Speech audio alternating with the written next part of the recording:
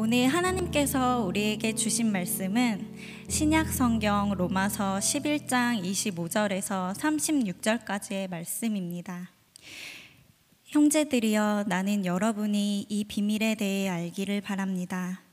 이것은 여러분이 스스로 지혜 있다고 생각하지 못하게 하려는 것입니다. 이 비밀은 이방 사람의 충만한 수가 들어오기까지 이스라엘 가운데 일부가 완악하게 됐다는 것입니다.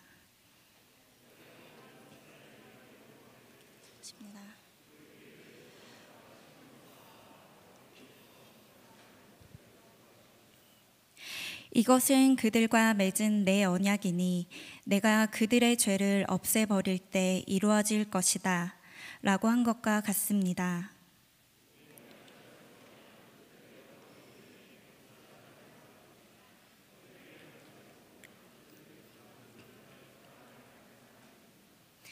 하나님의 은사와 부르심은 번복될 수 없습니다.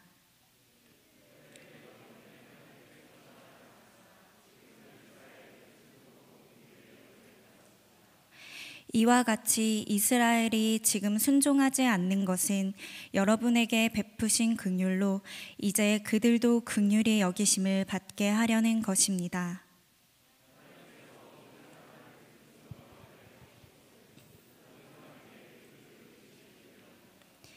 깊도다 하나님의 부요와 지혜와 지식이여, 그분의 판단은 헤아릴 수 없으며 그분의 길은 찾아낼 수 없도다.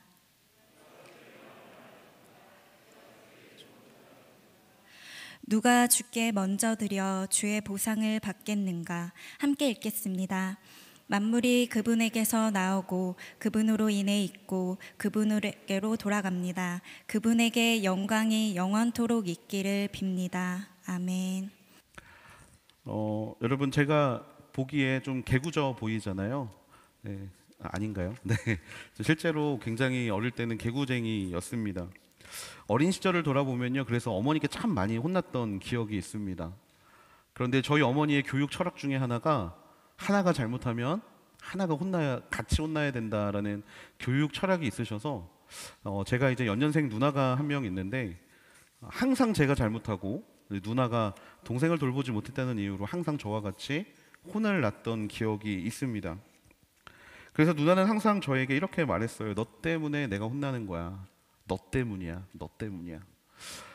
그런데 사실 모든 일이 둘이 다 혼날 수 있으면 저는 참 좋은데 그 이외에도 저 혼자 짓는 죄들이 너무 많아서 어머니께 따로도 참 많이 혼났습니다. 그런데 그렇게 어머니에게 혼나고 또 어머니에게 똑같이 잘못해도 누나는 넘어가는데 저는 혼이 나는 이러한 상황 속에서 제 어린 시절에 어떠한 마음이 있었냐면, 엄마는 나를 사랑하지 않아 라는 이 차별의 마음이 굉장히 컸었던 기억이 있습니다.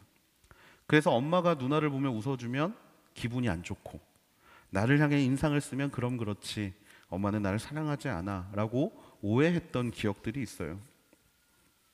그런데 이 어린 시절에 갖고 있었던 어머니의 사랑이 굉장한 차별적인 사랑이라는 것이 깨어지게 된 계기가 있었는데, 그것이 무엇이냐면 밤마다 어머니가 사라지는 것이었습니다.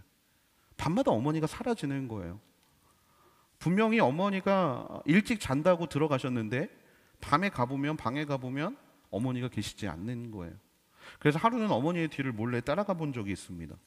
도대체 어머니가 밤에 뭐 하시나, 굉장히 스펙타클한 것들을 기대하면서 어머니를 따라갔는데, 어머니가 가신 곳은 어디였냐면 교회였어요. 교회. 어머니가 항상 밤마다 어디를 가시나 봤더니 교회를 가셔서 기도를 하시는 거예요.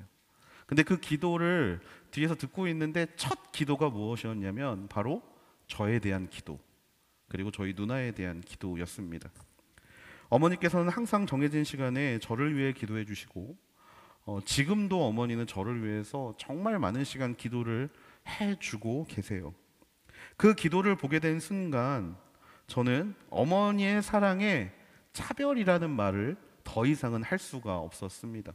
그리고 어머니의 마음이, 저를 혼내시는 마음이 싫어해서가 아니라 사랑해서였다는 것을 그때 깨달을 수 있었어요.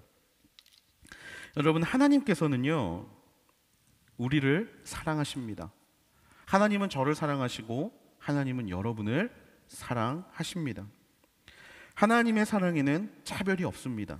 가끔은 하나님의 사랑에 차별이 있다라고 생각할 때가 있습니다. 말씀을 읽어보면 왜 다윗은 그렇게 예쁜지, 왜 그렇게 요셉은 아름다웠는지, 그리고 나는 왜 이런지, 뭐 이런 생각을 할 때마다 하나님은 참 차별하시는 하나님인가라고 생각할 때가 있었습니다. 하지만 말씀을 읽으면 읽을수록, 특별히 로마서를 보면 볼수록 하나님의 사랑에 차별이 없음을 우리는 깨닫게 됩니다. 하나님의 사랑에 차별이 있었다라면 구원에도 차별이 있었을 거라는 거죠. 여러분, 우리는 로마서를 통하여서 이스라엘의 구원에 대한 이야기를 보고 있습니다. 하나님께서는 이스라엘이라는 나라를 선택하셨습니다. 나라를 선택하셔서 아무것도 없는, 너무나 부족한 그 민족을 선택하셔서 그들을 지키시고 보호하셨으며 그들을 왕같은 제사장으로, 거룩한 나라, 하나님의 소유된 백성으로 이스라엘 백성들을 삼아 주셨습니다. 뿐만 아니라 그들에게 율법을 주셨고 약속을 주셨고 무엇보다 믿음의 조상을 주셨으며 십계명과 율법을 허락함으로 인하여 온 세계 가운데 하나님이 택하신 백성이라는 인증을 하신 분이 하나님이시죠. 그리고 그 사랑의 결과, 그 민족에서 누가 태어났습니까? 예수님이 태어납니다. 그리스도가 탄생한 민족, 그것이 바로 이스라엘이라는 민족이에요. 누가 봐도 이 정도면 차별이 맞는 것처럼 보입니다. 차별이 맞는 것처럼 보여요. 하나님이 하신 일들의 구도를 보면요, 이스라엘 백성 대 이방인의 구도이기 때문입니다. 하지만 여러분, 구원의 역사를 바라보면 어떻습니까? 지금 바울이 우리에게 11장을 통하여 전해주는 말들을 바라보면 어떻습니까?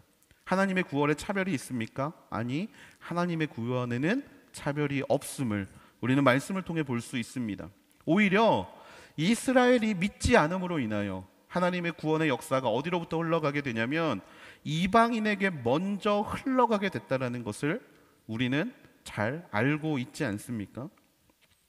이방인들이 먼저 믿고 하나님께 나아와서 처음 된 자가 나중되고 나중된 자가 처음 되는 것을 경험하면서 우리는 하나님의 구원이 이스라엘에게서 시작된 것이 아니라 이방에게 시작된 것을 바라보면서 그래, 하나님의 구원에는 차별이 없음을 깨닫게 됩니다. 25절 말씀에 보면 바울이 형제들에게 이 비밀에 대해 알기를 바란다고 말합니다. 개역개정으로 말하면 조금 더 이 뉘앙스를 우리가 좀 더 잘 알게 되는데요. 뭐냐면 이 신비, 나는 형제들이 이 신비에 대해서 알기를 원한다, 모르기를 원치 않는다 라고 바울이 이야기하는 것을 보고 있습니다. 이런 구원의 역사, 차별 없는 구원의 역사가 신비인 이유는요, 여러분, 이 구원이 원인 없이 결과가 이루어졌기 때문입니다. 원인 없이 결과가 이루어졌기 때문에 구원은 우리에게 신비로 다가옵니다. 원인이 있고 결과가 있습니다. 그렇다면 이것은 신비가 아니라 당연한 일이 됩니다. 하지만 하나님의 구원은요, 결과를 가지고 원인을 아무리 유추해 보아도 구원이라는 결과에 대한 원인이 없다라는 거예요. 특별히 예쁜 짓을 많이 해서, 특별히 하나님의 마음에 합한 자들이어서 구원의 역사가 이루어졌다라면 그것은 원인이 있는 결과이기 때문에 하나님의 구원은 차별 있는 구원이 맞습니다. 하지만 어떻습니까? 이스라엘 모두 하나님을 믿지 않았고 이스라엘에게 말씀이 있었을지라도 그들은 하나님 앞에 나아가지 못했습니다. 그로 인해 어떤 일이 벌어졌느냐? 이방인들에게 복음이 전해졌고 그로 말미암아 이방인들이 먼저 그리스도를 믿는 이 구원의 역사, 이방인들이 하나님께 좋은 것을 받았기 때문에, 하나님이 기뻐하시는 일을 했기 때문에 구원이 그들에게 간 것이 아니라 단지 이 모든 것이 무엇 때문에? 하나님의 선택 때문에 이루어졌다라는 거예요. 원인은 없습니다. 결과만 있습니다. 예수 그리스도를 이 땅 가운데 보내셔서 믿는 모든 사람이 멸망하지 않고 영생을 얻게 하는 구원에는 아무런 이유가 없습니다. 단지 하나님의 은혜이요 선택입니다. 25절 말씀을 우리 함께 읽어보도록 하겠습니다. 25절 말씀 시작. 형제들이여, 나는 여러분이 이 비밀에 대해 알기를 바랍니다. 이것은 여러분이 스스로 지혜 있다고 생각하지 못하게 하려는 것입니다. 이 비밀은 이방 사람의 충만한 수가 들어오기까지 이스라엘 가운데 일부가 완악하게 됐다는 것입니다. 아멘. 이스라엘 사람들은 스스로를 지혜 있다고 생각했습니다. 그래서 어떤 일을 벌였죠? 하나님이 우리에게 주신 율법을 잘 지키면 구원받을 수 있다. 이것이 지혜라고 생각했습니다. 하지만 그 결과 그것은 지혜가 아니었습니다. 하나님이 율법을 주시고 그걸 잘 지켰기 때문에 구원을 주는 원인과 결과가 이 구원의 역사에는 없다라는 거예요. 이방인들은 어떻습니까? 이방인들, 지난주 말씀에 이방인들이 자랑하기 시작합니다. 접붙임 받았는데 접붙임 받은 돌 올리브 나무인 이방인들이 참 올리브 나무인 이스라엘 백성들을 조롱하는 장면이 지난주에 말씀을 읽어보면 나옵니다. 하지만 바울이 그들에게 뭐라고 이야기하냐면 자랑하지 말라고 이야기하죠. 뿌리가 중요한 것이기 때문에. 이방인들도 이스라엘 사람들처럼 이렇게 말을 하는 사람들이 있었습니다. 이스라엘이 똑바로 못 믿으니까 그 축복이 우리에게 왔다라고, 하나님이 이스라엘을 버리었기 때문에 우리가 반사적으로 이익을 얻은 거라고 말하는 사람들이 있었습니다. 하지만 바울은 그들에게 너희들 생각이 잘못됐다라고 말합니다. 우쭐대지 말라. 하나님의 구원은 신비다 라고 말하고 있는 거죠. 이방 사람들의 충만한 수가 들어오면, 이방 사람들 중에 하나님의 택하심 안에 있는 사람들이 충만하게 들어오면 어떤 일이 벌어집니까? 이스라엘 백성들이 다시 구원을 받는다고 바울은 25절에 이야기하고 있습니다. 그리고 그 근거로 26절과 27절을 우리에게 이야기하고 있습니다. 이 26절과 27절의 내용은 이사야서 59장의 내용입니다. 핵심은 그리스도가 시온에서 나오고, 시온은 예루살렘의 별명이죠. 그리스도가 이스라엘에게 나오고 그 그리스도로 말미암아 메시아가 야곱의 자손 이스라엘의 죄를 깨끗하게 한다. 그러니까 이스라엘에게 복음이 들어가게 되는 것은 예전부터 준비된 것이다 라는 것을 바울은 근거로 이야기를 하고 있습니다. 이방인도 이스라엘도 차별하지 않고 원인과 결과를 떠나서 온전한 하나님의 선택으로 말미암아 구원을 얻게 되는 이 하나님의 신비, 이 신비를 바울은 다시 한번 유대인들과 이방인들에게 전하고 있는 거죠. 여러분, 이 구원의 신비가 언제나 우리 안에 있게 되기를 소망합니다. 우리는 이스라엘이 될 수도 있고 우리는 이방인이 될 수도 있습니다. 어릴 때부터 모태신앙에서 자라온 사람들은 스스로를 이스라엘처럼 생각할지 모르겠습니다. 어린 시절부터 그런 종교적인 영향 아래 자라왔기 때문에 나는 믿는 사람이다라고 착각하면서 살아왔을지도 모르겠습니다. 내가 믿기 때문에 하나님이 나를 붙잡아 주셨고, 내가 믿기 때문에 하나님이 나를 이끌어 주셨고, 내가 믿기 때문에 하나님이 나를 이 자리까지 이끌어 오셨다라는, 내가 믿었기 때문에, 내가 믿은 원인으로 말미암아 하나님이 오늘을 허락하셨다라는 그런 착각에 빠져 있는 사람들이 있을지도 모르겠습니다. 혹은 이방인처럼 어느 날 갑자기 하나님을 알게 되고 믿게 되고 뜨겁게 하나님을 경험하게 된 것을 가지고 처음 된 자가 나중되고 나중된 자가 처음 된 것이 이런 거구나, 교만 아래에서 모태신앙들을 비웃고 그들의 체험 없음을 정죄하며 뜨겁게 하나님을 만난 자신을 의롭다고 여기는 사람들이 있을지도 모르겠습니다. 하지만 그들을 향한 하나님의 말씀은 명확합니다. 모든 것은 원인이 있기 때문이 아니라 하나님의 선택이다. 그래서 우리가 하나님 앞에서 교만해지지 않게 되기를 소망합니다. 하나님 앞에서 나를 자랑하지 않을 수 있게 되기를 소망합니다. 모든 것이 하나님이 하신 일임을 기억하며 그 하나님 앞에 감사를 올려드릴 수 있는 저와 여러분이 되기를 주님의 이름으로 축복합니다. 모든 것이 감사입니다. 모든 것이 은혜입니다. 모든 것이 한없는 은혜입니다. 29절 말씀은 이렇게 이야기합니다. 하나님의 은사와 부르심은 번복될 수 없습니다. 앞에서 말한 것처럼 이방인들이 이스라엘 백성들을 조롱합니다. 너희가 하나님을 똑바로 못 믿었기 때문에 우리가 하나님의 백성이 되었다라고요. 하지만 하나님은 그들을 향해 뭐라고 말합니까? 하나님의 은사와 부르심은 번복될 수 없습니다. 우리가 잘 아는 말씀 개역개정은 이렇게 말합니다. 하나님의 은사와 부르심에는 무엇이 없다? 후회하심이 없다. 먼저 믿었건 나중에 믿었건 그것이 중요한 것이 아니라 모두가 하나님의 부르심을 입은 자들이요, 모두가 하나님의 은사를 입은 사람들이라는 것이죠. 이스라엘을 부른 것을 하나님은 후회하지 않으십니다. 우리가 바라봤을 때 바리새인과 사두개인과 율법학자들과 지금도 예수 그리스도를 믿지 않는 유대인들을 바라보면 답답하고 한심해 보일지 모릅니다. 하지만 하나님은 그들에게 이런 약속의 메시지를 주셨어요. 은사와 부르심은 번복될 수 없다. 그들을 하나님이 버리지 않으셨다라는 증거입니다. 비록 원수와 같다 할지라도, 사사건건 우리를 방해하고 어렵게 할지라도, 옛날에 하나님을 잘 믿었지만 오늘은 그 하나님을 믿지 않는 것처럼 보이는 그런 사람들에게도 하나님은 여전히 손을 내밀고 계시고 여전히 그들이 돌아오기를 기다리고 있다는 사실을 우리는 기억해야 합니다. 그렇기 때문에 바울은 이방인들에게 유대인들을 향한 기대를 가지라고 말합니다. 소망을 가지라고 말합니다. 그들이 언젠가 다시 돌아올 그날을 하나님 앞에 기대하라고 말합니다. 30에서 32절 말씀입니다. 한때는 여러분이 하나님께 순종하지 않았으나 지금은 이스라엘의 불순종으로 긍휼히 여김을 받았습니다.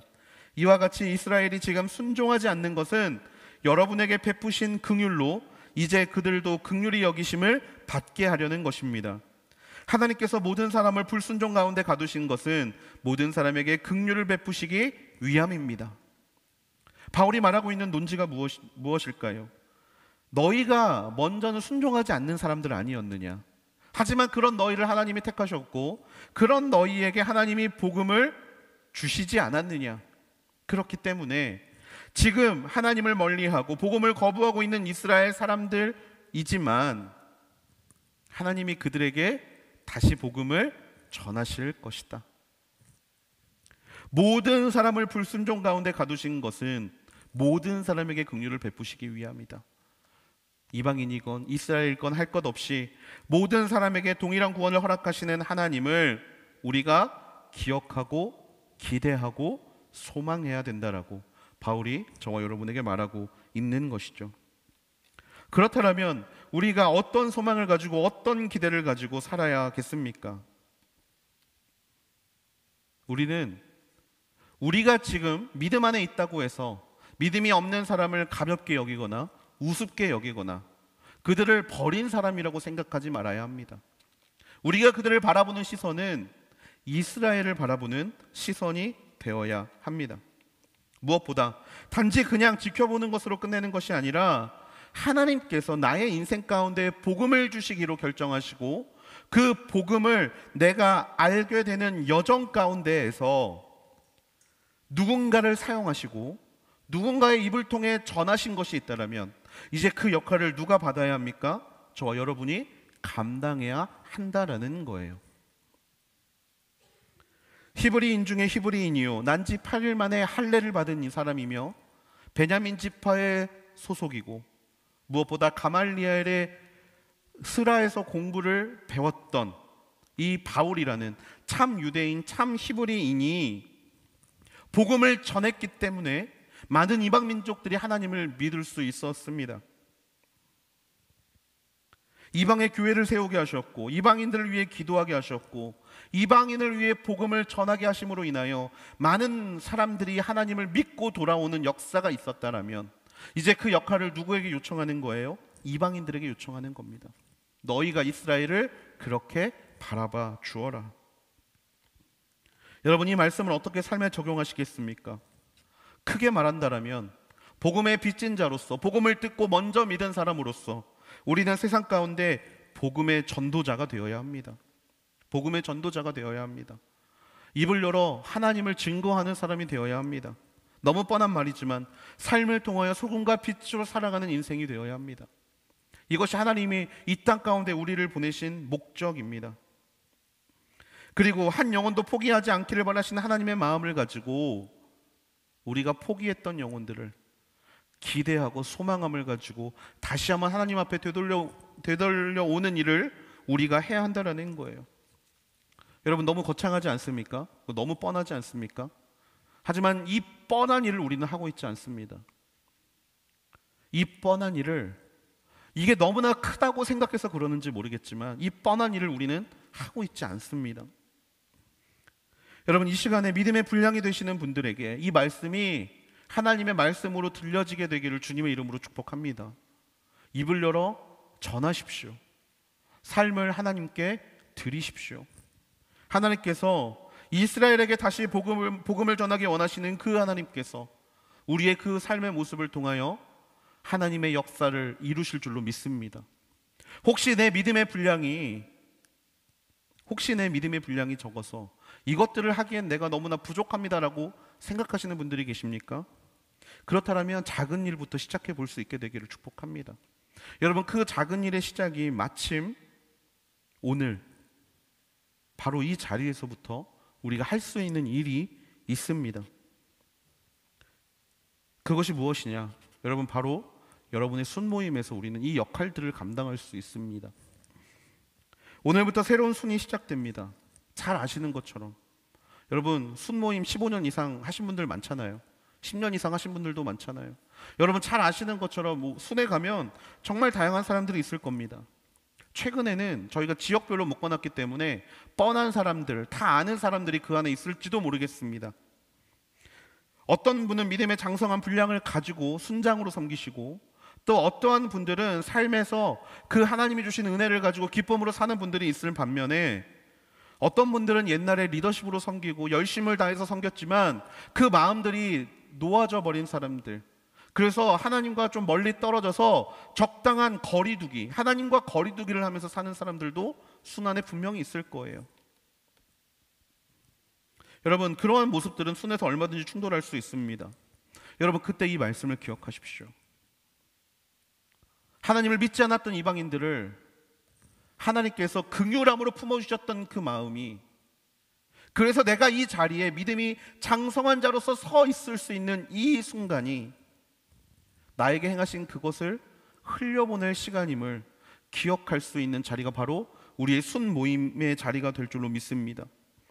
하나님의 긍휼의 때를 기다려줄 수 있는 자리, 지켜봐줄 수 있는 자리, 그래서 마땅히 강한 자가 마땅히 연약한 자를 품어줄 수 있는 자리, 이방인이 복음을 듣지 않는 이스라엘 백성들을 기다려줄 수 있는 자리, 여러분 그 자리가 바로 오늘부터 시작하는 우리의 순모임의 자리가 될 줄로 믿습니다. 많은 분들과 이야기를 해보면 참 감사한 고백들이 있습니다. 내가 하나님과 멀리 떨어져 있었던 순간들에 나를 붙잡아 주셨던 순장님, 나를 응원해줬던 순원들, 몇 년 전인지 잘 기억은 나지 않지만 그렇게 나를 세워주고 나를 지켜주고 나를 응원해줬던 순원들이 있었기 때문에 내가 교회를 떠나지 않을 수 있었다라는, 정말 이 고백들을 들을 때마다 여러분 얼마나 감사합니까? 하나님이 나를 붙잡아 주셨다라는 증거죠. 여러분, 그런데 그 감사의 이야기가 우리의 신앙에 대해서 끝나지 않게 되기를 소망합니다. 여러분, 내가 그 사랑을 받았고, 내가 그 기다려줌을 받았고, 내가 그러한 것들을 다른 사람을 통해서 전달받았다면 이제 우리가 해야 될 일은 무엇입니까? 그런 분이 되어주시면 되는 거예요. 좀 더 기다려줄 수 있는 사람, 좀 더 지켜봐 줄 수 있는 사람, 무엇보다 좀 더 사랑해 줄 수 있고 좀 더 품어줄 수 있는 사람, 여러분 바로 내가 그런 사람이 되어야 한다라는 거예요. 여러분 절대로 그냥 포기하지 마십시오. 오늘 순모임에 갔는데 너무 싫어하는 사람이 앉아있고, 오늘 순모임에 갔는데 진짜 별로인 것 같은 사람이 앉아있는 것처럼 보이고, 오늘 순모임에 갔는데 나랑 너무 안 맞는 것 같은 상황이 있다라고 하더라도 여러분 절대 포기하지 마십시오. 하나님이 이스라엘 백성을 포기하지 않으셨는데 왜 우리는 사람들을 포기합니까? 우리는 포기해야 될 수만 가지의 이유를 가지고 그 순모임을 포기할지 모릅니다. 왜 나오지 않냐라고 물어보면 1에서부터 100가지의 이유를 댈 수 있다고 할지라도 그것을 허락하신 분이 예수 그리스도라는 것을 우리가 믿는다면 여러분 수만 가지의 이유는 아무런 이유가 되지 못할 줄로 믿습니다. 포기하지 말고 그곳에서 빛을 비추고 그곳에서 이스라엘을 포기하지 않으시는 하나님의 마음을 증거하기를 바라는 하나님의 마음을 우리 모두가 가질 수 있게 되기를 주님의 이름으로 축복합니다. 우리가 할 일은 하나입니다. 순종의 자리로 돌아가는 것. 순종의 자리로 돌아가는 것. 예수 그리스도가 나를 살리신 분이라는 것을 기억한다면, 나의 주님으로 그분을 모신다라면, 내게 주신 은혜와 내게 보내주신 사람과 내게 허락하신 순간들에 감사하면서 보여주신 것들을 순종할 수 있는 사람이 되어야 합니다. 하늘의 씨앗이 떨어져 죽으면 많은 열매를 맺게 되고, 복음은 그렇게 2000년 동안 수많은 썩어짐을 통하여서 지금까지 이어졌습니다. 신앙 공동체는 그런 헌신과 섬김과 지켜봐줌과 품어줌 때문에 오늘날까지 있을 수 있었고, 요새 공동체는 23년이라는 시간을 그렇게 서로 채워주고 보듬어주고 안아주고 감싸주면서 이 자리 가운데 있을 수 있었습니다. 오늘 동일한 역사가 우리들의 순모임 가운데 있게 되기를 주님의 이름으로 축복합니다. 하나님의 이 권면은 한 사람에게 하시는 말씀이라고 생각하지 마십시오. 바울은 지금 로마 교회에 이 편지를 써서 보내는 거예요. 무슨 이야기냐면 디모데 한 사람, 누가 한 사람, 마가 한 사람, 이렇게 한 사람에게 쓰는 편지가 아니라 교회에 쓰는 편지라는 거예요. 이 역할들, 지켜봐주는 역할, 돌아오기를 기다려주는 역할은 한 사람이 감당하는 게 아니라 공동체가 감당해야 되는 말씀이라는 겁니다. 여러분, 어느 순간부터 나만 아니면 된다는 생각이 우리 안에 너무나 팽배해져 있습니다. 나만 고생하지 않으면 돼, 나만 힘들지 않으면 돼, 나만 자유로우면 돼. 근데 여러분, 이것이 하나님께서 우리에게 원하시는 것일까요? 하나님은 우리에게 분명히 말씀하셨죠. 우는 자와 함께 울고 웃는 자와 함께 웃어주라고요. 여러분, 십자가가 왜 하늘로도 뻗어 있지만 왜 옆으로도 뻗어 있는지 생각해 보신 적 있으십니까? 하나님과 나 사이의 믿음, 그 막힌 담을 예수 그리스도께서 당신의 몸으로 허무셨고, 그 몸의 허물을 통하여서 하나님과 소통된 사람은 그 방향성이 이제 어디로 향해야 되느냐? 수평적인 세상으로 향해야 되기 때문에, 여러분, 십자가는 하늘에 맞닿아 있는 동시에 수평적으로 맞닿아 있는 것을 우리는 기억해야 하는 거예요.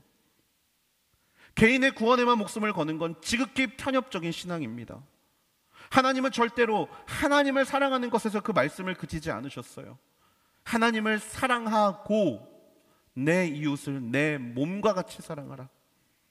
수직적인 신앙에서 수평적인 신앙으로 그렇게 흘러가는 것이 하나님을 향한 믿음이라고 우리에게 분명히 말씀해 주셨다라는 거예요. 그렇다면 여러분, 순장님에게 모든 거 맡기지 마세요. 그 사람과 친한 누군가에게 그 모든 역할을 맡기지 마십시오. 공동체에서, 순에서 같이 함께 돌봐가는 것, 그것이 바로 공동체의 존재의 목적 아니겠습니까? 순이 함께 그룹의 모든 것들을 감당하고 순이 함께 그러한 모습들을 감당하며 서로 세워가는 모습이야말로 오늘 이스라엘 백성들을 이방인들에게 맡기는 바울의 심정이 오늘 우리에게 살아있는 말씀으로 다가오게 되는 동일한 역사가 되는 줄로 믿습니다. 모두가 하나님 앞에 돌아오게 되는 날까지 우리가 해야 할 일들에 대해서 묵상할 수 있게 되는 귀한 믿음의 자녀들이 되기를 소망합니다. 어떻게 하면 피할 수 있을까가 아니라 내가 무엇을 감당할 수 있을까? 내가 어떻게 지켜볼 수 있을까? 내가 어떻게 흘려보낼 수 있을까? 고민하면서 함께 모두가 구원받는 그날, 모두가 하나님 앞에 칭찬받는 그날까지 믿음의 여정을 걸어갈 수 있는 우리 모두가 되기를 소망합니다. 33절에서 35절 말씀입니다. 우리 같이 한번 읽어보겠습니다. 시작. 깊도다 하나님의 부요와 지혜와 지식이요, 그분의 판단은 헤아릴 수 없으며 그분의 길은 찾아낼 수 없도다. 누가 주의 마음을 알았는가? 누가 주의 조언자가 됐는가? 누가 주께 먼저 드려 주의 보상을 받겠는가? 아멘. 바울은 이방인들에 대한 이야기, 그리고 유대인들에 대한 이야기, 그리고 구원에 대한 이야기를 하면서 33절 이하의 말씀을 통해 지금 무엇을 하고 있느냐? 찬양을 하고 있어요. 찬양을 하고 있습니다. 왜 바울은 갑자기 찬양을 할까요? 하나님의 일을 알아가면 알아갈수록, 하나님의 행하심을 바라보면 바라볼수록 너무나 놀랍기 때문입니다. 너무나 나의 상상을 뛰어넘는 하나님의 역사에 대해서 감탄하기 때문이에요. 하나님에 대한 이야기를 듣고 있노라면 우리는 무엇을 깨닫습니까? 우리의 작음을 깨닫습니다. 그리고 그분의 크심을 깨닫게 됩니다. 이스라엘이라는 민족의 연약함까지도 구원의 계획으로 사용하시는 이 하나님의 생각, 얼마나 깊은가요? 우리는 감히 상상도 못할 만한 이 생각, 이것만 가지고도 하나님은 찬양받기에 합당한 분이십니다. 그분 안에는 지혜가 있고 지식이 있고 그분의 판단은 우리가 헤아릴 수 없으며 그분의 계획하시는 길은 절대로 찾아낼 수 없을 정도로 꽁꽁 감춰져 있지만 그 모든 방향은 우리를 향해 있는 그 하나님의 마음, 알면 알수록 감탄할 수밖에 없다는 거죠. 36절 말씀입니다. 만물이 그분에게서 나오고 그분으로 인해 있고 그분에게로 돌아갑니다. 그분에게 영광이 영원토록 있기를 빕니다. 아멘. 만물이 그분에게서 나오고 그분으로 인해 있고 돌아간다라는 이 고백은 무엇을 의미합니까? 하나님이 창조주시다라는 고백이에요. 하나님이 창조주이시다. 하나님이 모든 것을 다스리는 분이라는 마음의 고백입니다. 여러분, 토기가 토기장애에게 무슨 말을 할까요? 여러분, 우리가 창조주이신 하나님 앞에 무슨 말을 할까요? 우리가 감히 그분의 마음을 안다고 생각할까요? 우리가 감히 그분의 생각을 미루어 짐작할 수 있다라고 말할 수 있을까요? 우리가 하나님이 하시는 일에 조언할 수 있을까요? 우리가 할 수 있는 건 아무것도 없습니다. 스스로 지혜 있다 하는 모든 방법이 그분 앞에서 무너질 것이며 스스로 이렇게 하면 모든 문제가 해결될 것이라는 모든 생각이, 모든 결정이 그분의 앞에서는 무너지게 될 줄로 믿습니다. 이 사실을 우리는 모르지 않아요. 모르지 않습니다. 그렇기 때문에 우리가 하나님 찬양하는 것 아닙니까? 우리는 우리의 계획보다 하나님의 뜻이 먼저인 인생을 살아야 할 줄로 믿습니다. 생각하면 할수록 감히 상상하지 못하는 방법으로 역사하실 하나님, 지금은 비록 모든 것이 아닌 것 같아 보일지 모르지만 조금의 시간이 지나면 반드시 그 일이 필요했구나라는 것을 깨닫는 역사가 저와 여러분의 삶 가운데 있게 될 줄로 믿습니다. 여러분, 상상 못할 하나님을 만날 때 우리가 할 수 있는 건 다른 게 아니에요. 오직 찬양입니다. 33절에서 36절은 부제가 있습니다. 지혜와 지식의 찬가입니다. 지혜와 지식의 찬가. 바울이 찬양하는 대상은 하나님이고 찬양하는 이유는 하나님의 위대하심 때문입니다. 하나님의 위대하심. 하나님께서 믿는 자들의 인생을 책임지시고 한 명 한 명을 위한 구원의 계획을 가지고 계신다는 사실을 깨닫는 순간 당연히 찬양하게 되겠죠. 여러분, 우리는 찬양을 합니다. 여러분, 찬양을 왜 하십니까? 여러분, 오늘 예배의 모든 문을 여는 것을 우리는 찬양을 통해 하고 있는데 여러분, 찬양을 왜 하시고 계십니까? 곡조가 좋아서? 가사가 좋아서? 그 가사가 내 고백인 것 같아서? 좋습니다. 그렇게 하나님께 영광이 될 수 있다면 이 찬양은 드림이 되는 것이 맞습니다. 하지만 여러분, 간과하지 말아야 될 것이 있습니다. 뭐냐? 우리가 온전한 찬양을 올려드릴 때 그 찬양 안에 꼭 필요한 한 가지의 감정이 있습니다. 그것이 무엇이냐면 감탄입니다. 감탄. 놀라움. 하나님의 이 모든 일을 하셨구나. 인지하지 못하고 생각하지 못했지만 하나님께서 하셨구나. 그 감탄이 찬양 안에 있어야 해요. 우리가 온전한 찬양을 하기 위해서 우리는 하나님을 그래서 알아야 합니다. 하나님을 향한 지혜와 하나님을 위한 지식이 우리 안에 쌓여가면 쌓여갈수록 여러분, 우리가 감사하고 우리가 찬양해야 될 것은 너무나 많아짐을 저절로 고백하게 된다라는 거예요. 하나님은 우리의 눈을 눈물에서 들고 계십니다. 그 이야기가 무엇입니까? 알지 못하면 우리를 지키시고 보호하신 하나님을 경험하지 못하지만 우리가 하나님이 언제나 우리의 눈을 눈물에서 들고 계신다. 울만한 상황을 미연에 방지하고 계시고 고통의 순간을 미리 지키시고 계시는 하나님을 경험한다라면 우리가 지금 평화롭고 우리가 지금 즐겁고 우리가 지금 감사한 인생을 어찌 하나님의 능력이 아니라고 말할 수 있겠습니까? 우리는 하나님을 향한 지식을 쌓아야 합니다. 알아야 합니다. 여러분, 하나님의 지식 어디에 있을까요? 여러분 말씀에 있습니다. 다른 사람을 변화시키기 원하십니까? 하나님을 아십시오. 찬양을 더 깊이 올려드리기 원하십니까? 하나님을 아십시오. 그 하나님에 대한 내용은 말씀 안에 있습니다. 물론 말씀을 모두 읽는다 하더라도 우리는 모든 것을 이해할 수 없을 것입니다.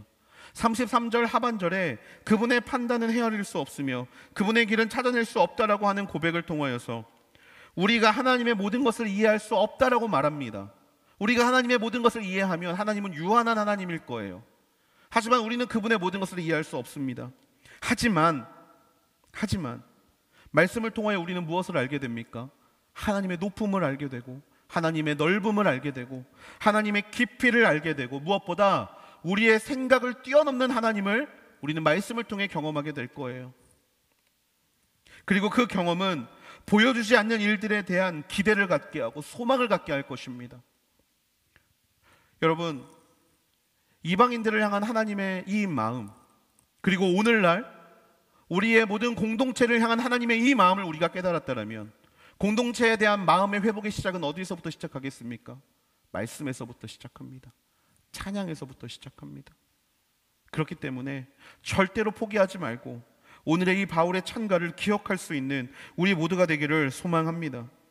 다 이해할 수 없을지라도 감사하며 언제나 그분을 기대하며 기다려주며 그분의 일하심을 목도하고 마지막 날에 그런 하나님을 찬양할 수 있는 저와 여러분이 되기를 주님의 이름으로 축복합니다. 말씀을 마무리하려고 합니다. 하나님께 올려드리는 이 감탄의 찬양, 모든 일을 품으시고 모든 일을 감싸시며 모든 일을 기다려주시고 모든 일을 구원하기를 원하시는 하나님 앞에 드리는 이 감사의 찬양이 오늘 저와 여러분의 입에서 흘러나올 수 있게 되기를 주님의 이름으로 축복합니다. 하나님의 크심을 함께 찬양할 수 있는 저와 여러분이 되기를 소망합니다. 그리고 그 일에 쓰임받을 수 있는 믿음의 자녀들이 되기를 소망합니다. 누군가에게 받았던 사랑이 있다면 다시금 돌려줄 수 있는 믿음, 그 믿음이야말로 이스라엘을 품으시는 하나님의 특별한 계획이 되는 줄로 믿습니다. 여러분, 저는 지금 사람의 부흥을 말하고 있는 것이 아닙니다. 여러분, 저는 지금 여러분들이 그렇게 섬겨서 요셉 공동체가 300명, 400명, 500명이 되라는 것을 말하고 있는 게 아닙니다. 죽어가는 영혼을 살리기를 원하는 마음으로 그렇게 멀어져 버린 이들을 다시 한번 하나님 앞에 되돌려 오라는 하나님의 그 명령을 기억하는 마음으로 우리가 함께 나아갈 수 있기를 바라는 마음입니다. 여러분, 하나님만 바라보십시오. 하나님만 바라보십시오. 그러면 하나님께서 약할 때 강함 되어 주시고 부족함을 채우시는 하나님께서 할 수 없다 고백하는 우리의 입술에 하나님의 능력을 덧입혀 주실 줄로 믿습니다. 그렇게 기대하는 마음으로 우리의 삶 가운데 귀한 복음의 증거자로 달려갈 수 있는 우리 모두가 되기를 주님의 이름으로 축복합니다. 우리 시간에 함께 하나님 앞에 기도하며 나아가기 원합니다. 우리 시간 먼저 기도할 때 하나님, 이 시간 우리에게 맡기신 그 영혼들을 품을 수 있는 넉넉한 믿음을 허락하여 주시옵소서. 이스라엘을 통하여 복음이 이방인에게 정해졌고 다시 그 이방인들을 통하여서 이스라엘에게 복음을 전하기를 원하시는 그 하나님의 부르심 앞에 우리가 나아갈 수 있게 되기를 소망합니다. 하나님, 그 안에는 하나님의 지혜가 있습니다. 그 안에는 하나님의 지식이 있습니다. 놀라운 하나님의 섭리가 그 안에 있는 줄로 믿습니다. 하나님, 내 생각으로 스스로 판단하며 그렇게 포기하는 인생이 아니라 부요한 하나님의 지혜를, 하나님의 풍성한 은혜를 기억하며 기꺼이 그 일을 감당할 수 있는 우리 모두가 되게 하여 주시옵소서. 삶의 모든 자리에서 우리에게 맡기신 영혼들을 향한 아버지 기대를 갖게 하시고 소망을 갖게 하시고 무엇보다 인내를 갖게 하셔서 하나님이 그들의 인생 가운데 역사하심을 보게 되는 그날까지 하나님만 붙잡고 하나님만 찬양하며 나아갈 수 있는 믿음의 자녀가 되게 해달라고, 우리 시간 그렇게 결단하며 우리 시간 그렇게 나를 변화시켜달라고 기도하며 이 시간 하나님 앞에 두 손 들고 기도하며 나아가시겠습니다. 기도하시겠습니다.